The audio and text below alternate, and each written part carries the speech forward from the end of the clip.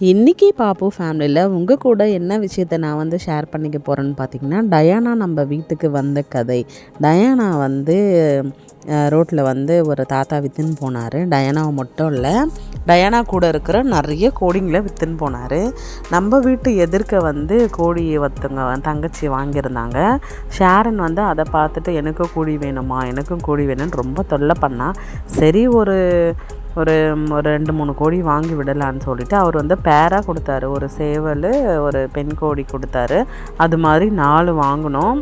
500, ஒன்று வந்து 250, 250 ரூபா அப்படி சொன்னார். அதுக்கப்புறம் அப்போ தான் நம்ம வீட்டுக்கு வந்து ஃபஸ்ட்டு டயானாவே வராங்க. டயானா மேடம் வந்து அவங்க கூட நிறைய பேர் வந்தாங்க. ஆனால் கூட வந்த எல்லாத்தையுமே கீரிப்புல்ல வந்து தூக்கின்னு போயிடுச்சு. நம்ம வீட்டு பின்னாடி வந்து நிறைய காலி இடம் இருக்கிறதுனால அங்கே வந்து நிறைய கீரிப்புல்லெல்லாம் இருக்கிறதுனால அது வந்து தூக்கின்னு போயிடுச்சு. ஆனால் டயானா மட்டும் அது 3 தூக்கின்னு போனதை பார்த்துச்சுல்ல, அதனால் வீட்டு உள்ளவே இருக்க ஆரம்பிச்சிச்சு. நாங்களும் பெட்ரூமில் தான் தூங்கும், எங்கள் கூட தான் இருக்கோம். வீடு ஃபுல்லாக பாத்ரூம் போவோம். அது எல்லாத்தையும் அட்ஜஸ்ட் பண்ணிக்கின்னு நாங்களுமே வந்து கொஞ்ச நாள் வீட்டு உள்ளவே வச்சுருந்தோம். அப்புறம் தனியாக இருக்குதே சொல்லிவிட்டு அது கூட நிறைய கோழிலாம் வாங்கினேன்.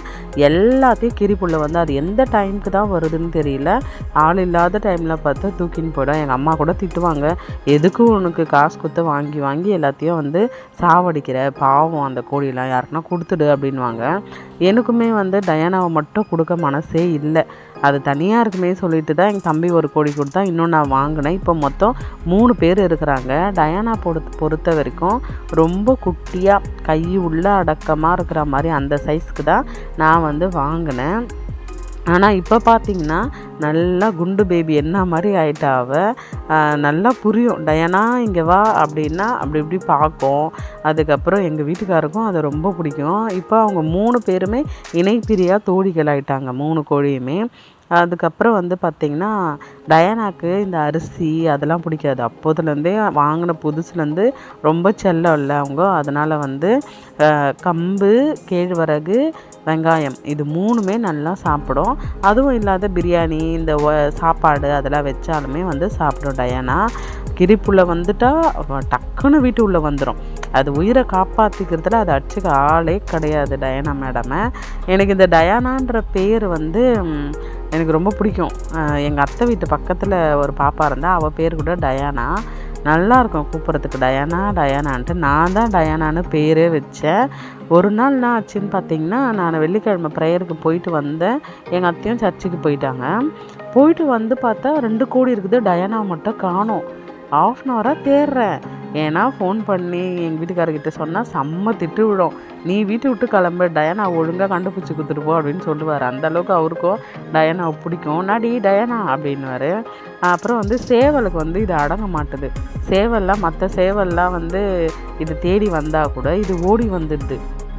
அப்போ வந்து எங்கள் அத்தை சொல்லுவாங்க, இது வந்து சேவலுக்கே அடங்க மாட்டேது, இது எங்கே அந்த முட்டை போடும். அதுக்கு எங்கள் வீட்டுக்கார சொல்லுவார், முட்டையே போடலினா கூட பரவாயில்ல, அவள் கடைசி வரைக்கும் வந்து கன்னியாஸ்திரி மாதிரி கூட இருந்துட்டு போட்டோம் நம்ம வீட்டில், இங்கேயே இருக்கட்டும்மா, வேணாம்மா, நீ சேவல் கூடலாம் விடாதம்மா, அது இஷ்டம் தான் போட்டோம், இல்லைன்னா வேணாம்மா, அப்படி தான் எங்கள் வீட்டுக்கார் சொல்லுவார்.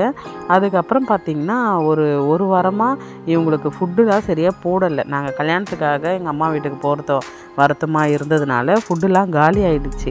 வேறு வழியே இல்லாத இந்த அம்மா நேற்றுன்னு அரிசி போட்டதும் அரிசியை சாப்பிட்றாங்க. அரிசிலாம் சாப்பிடாது டயானா. அதுக்கப்புறம் இன்றைக்கி அவருக்கு ஃபோன் பண்ணி எங்கள் ஸ்கூல் முடிச்சுட்டு வரும்போது டயானாக்கு வந்து கம்பு, கேழ்வரகு வாங்கின்னு சொன்னேன். அவருமே வாங்கின்னு வந்தார். டயானாக்கு வந்து எப்படின்னா, மற்ற கோழிங்கெலாம் வரும்போது உடனே அதுங்களெல்லாம் ஏற்றுக்கலை. ஏன் ஏற்றுக்கலைன்னா, அந்த அம்மாவுக்கு வந்து என் வீடு, என் அம்மா, என் அப்பா அப்படின்ற மாதிரி ரொம்ப உரிமை எடுத்துக்கின்னு மற்ற கோழிலாம் வந்தால் வந்து அவங்கள வந்து கொத்துறது, அவங்களுக்கு சாப்பிட விடாமல் பண்ணுறது, ரொம்ப வந்து பொசசிவாக இருந்தா. ஆனால் இப்போ அப்படிலாம் கிடையாது. கொஞ்சம் நாங்களும் டிஸ்டன்ஸ் மெயின்டைன் பண்ண ஆரம்பிச்சிட்டோம். அவங்க 3 பேருமே எப்போவுமே ஒற்றுமையாக இருப்பாங்க. அதுதான் சொல்வார், முட்டைலாம் போடலைன்னா கூட பரவாயில்ல, அது பாட்டுன்னு இருக்கட்டும் அப்படின்னு தான் எங்கள் வீட்டுக்காருமே சொல்லுவார். இந்த வெள்ளை வந்து பார்க்க ரொம்ப அழகாக இருக்கும். அது வந்து அழகாக செவுத்து மேலெல்லாம் கேட்டு திறக்கவே வேணாம், செவுத்து மேலே பறந்து போயிட்டு உட்காந்து காம்பவுண்டுக்கு அந்த பக்கம் போயிட்டு நல்லா மேய்ஞ்சிட்டு அதுக்கப்புறம் வந்து மறுபடியும் செவுத்து மேலே ஏறி வந்துடும் ஜம்ப் பண்ணி. ஆனால் டயானா குண்டு பேபியால் அது மாதிரி போக முடியாது, கேட்டை திறந்தால் தான் போவாள். மோஸ்ட்லி போகமாட்டா, வீட்டை விட்டே அவள் வெளியே போகிற பழக்கமே கிடையாது. நம்மளை கேட்டு திறந்து விட்டா கூட வீட்டு உள்ளே ஓடியாந்துருவா, காம்பவுண்டு உள்ளே தான் இருப்பாள். எங்கள் வீட்டிலே எல்லோரும் திட்டுவாங்க, இதுனா கோழிங்க ஆச்சரியமாக இருக்குது, கேட்டு திறந்து விட்டா வெளில போயிட்டு மேய்ஞ்சிட்டு சாயந்தரம் வரணும், இதுங்க வீட்டு உள்ளவே தான் இருக்குது. இதில் பெரிய மைனஸ்னானா பாத்ரூம் போயினே இருப்பாங்க.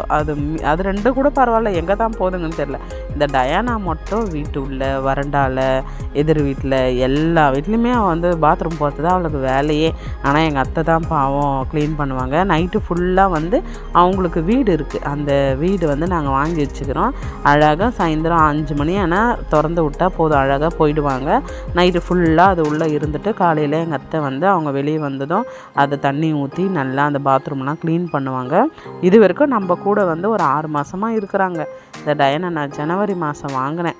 ஆமாம், ஜனவரி மாதம் வாங்கினேன்.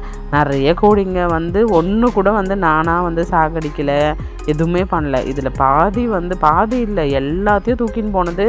நான் ஆசையாக வளர்க்கணுன்னு தான் வாங்கினேன். ஆனால் தூக்கின்னு போனது எல்லாமே பார்த்திங்கன்னா இந்த கீரிப்புல்லை தான். அதை தான் முதல்ல நான் பண்ணுறதுன்னு தெரியல. ஆனால் பார்த்திங்கன்னா அடுத்த வீட்டு சேவல், எதிர் வீட்டு சேவல்லாம் சிக்னல் கொடுப்பாங்க. ஆனால் இவங்க 3 பேருமே வெளியவே போக மாட்டாங்க, அந்த வெள்ளை கூட போயிடும். இந்த டயானா மட்டும் போகவே போகாது. டயானா நம்ம வீட்டோட செல்ல பிள்ளை அப்படி கூட சொல்லலாம். அதனால தான் நிறைய வீடியோலலாம் கூட காட்டியிருப்பேன்.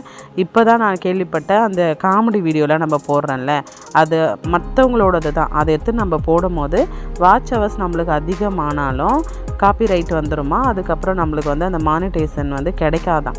அதனால் இனிமேல் அதெல்லாம் சரி போட வேணாம், நம்ம ஓன் கண்டென்ட்டு நம்மளாக பேசி ஒன்றா போடலாம். அதனால தான் அவங்கள அந்த காமெடி வீடியோலாம் போடுறதில்ல. மறுபடியும் பார்த்திங்கன்னா டயானாவை எல்லோரும் ப்ளஸ் பண்ணுங்கள். அதுக்கப்புறம் டயானா ஒரு செல்ல பொண்ணு.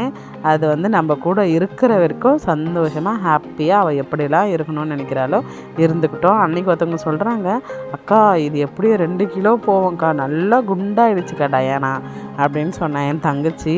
ஆமாம் அப்படின்ட்டேன். அது மாதிரி டயானா வேறு என்னென்ன சாப்பாடெலாம் கொடுக்கலாம் அப்படின்னு மறக்காமல் கமெண்ட் பண்ணுங்கள்.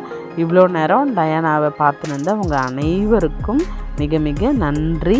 தொடர்ந்து நம்ம சேனலுக்கு உங்கள் லவ் அண்ட் சப்போர்ட்டை கொடுங்க. சப்ஸ்கிரைப் பண்ணாமல் யாருன்னா பார்த்தீங்கன்னா தயவு செய்து சப்ஸ்கிரைப் பண்ணிவிட்டு அந்த பெல் ஐக்கானை கிளிக் பண்ணுங்கள்.